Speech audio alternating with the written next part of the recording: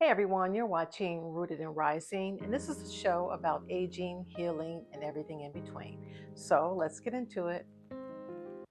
So today I want to give you a quick video on what I did for Valentine's Day. So the video is not so much about what I did, but a certain dish that I made. Well, not a dish, maybe a dessert that I made for after Valentine's Day dinner. So we decided to stay in for Valentine's Day. Instead of going out, to the typical expensive restaurant, we weren't really up for standing in long wait lines or just being in an overcrowded situation. We weren't up for those preset menus that they have every Valentine's Day. So you have to choose, everything on the different courses in the menu. And there's certain things on the courses that you don't like, but you have to take it anyway. We weren't up for that.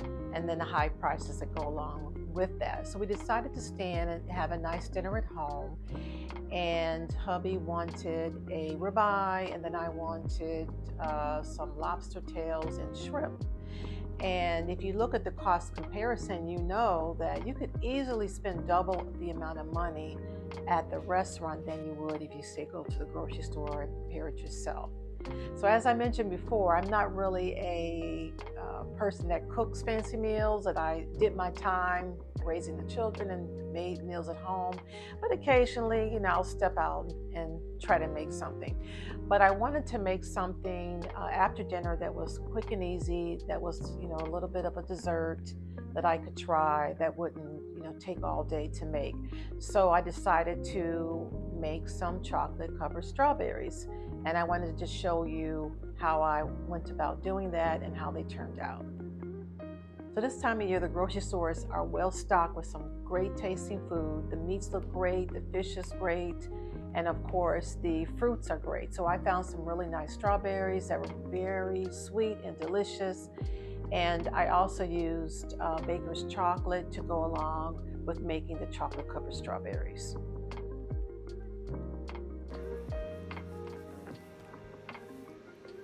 So first I want to melt my chocolate, and I think the easiest way to do it would be taking a pot, putting some water into the pot. I would say fill it up halfway with water, and then put another pot on top. I just used a aluminum metal pot, something that doesn't burn. Put it over the top, and then I put my chocolate inside of that container so that it can melt gradually. This way I don't have to worry about the chocolate melting. I just watched it and stirred it and allowed it to melt gradually over the stove, over that steam. And at this point, you can add in just a little bit of coconut oil, probably a half a teaspoon should do it. It just gives those strawberries that nice glistening sheen after you take it out of the refrigerator. Makes them look more polished. So you can add it in, it's optional.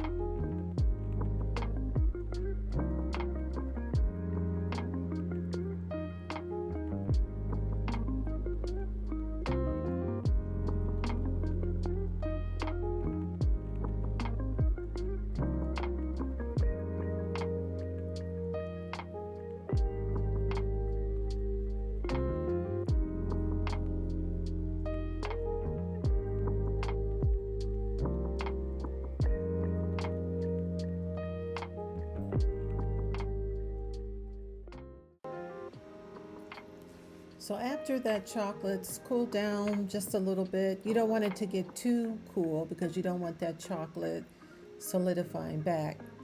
But let it cool down a little bit, and while it's doing that, take you some parchment paper, and I just wanted to make it look a little pretty. So I took some parchment paper and a plate where I'm going to be putting my strawberries and just used it as a mold to cut out the parchment paper.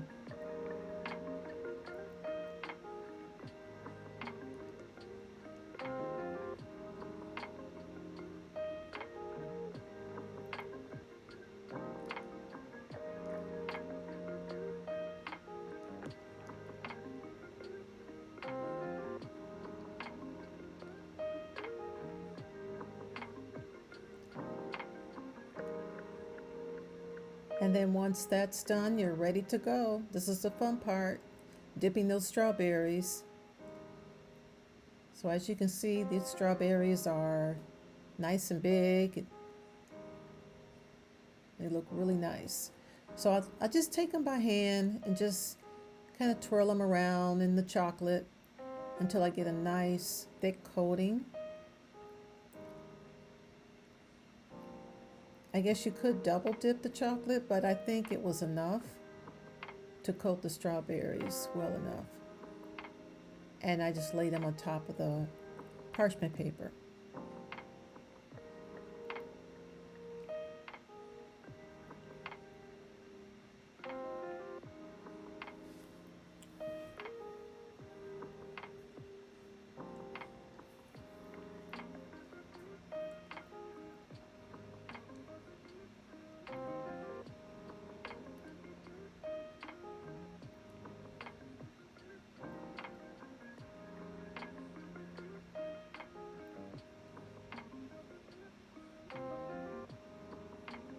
So I think after a few minutes, my hands were a little bit slippery. So I decided to use one of those metal skewers, you use for maybe shish kebabs or to put things on the grill. I thought this might be a little bit easier to dip my strawberries in.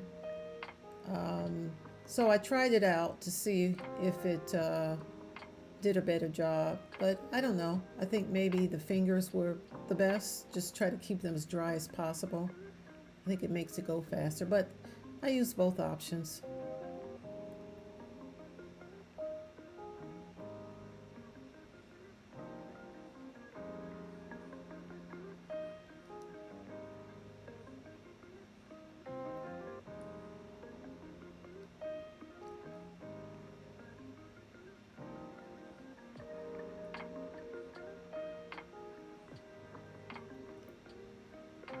And so once you get all of those strawberries onto that parchment paper, I stick it in the fridge and allow them to cool down and the chocolate to solidify again, and they turned out delicious.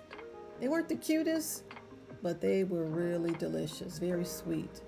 I used the rest of the chocolate for brittle, added some nuts, and that was tasty as well. And here's the finished product. Dinner is served. And there's the strawberries. Yum, yum.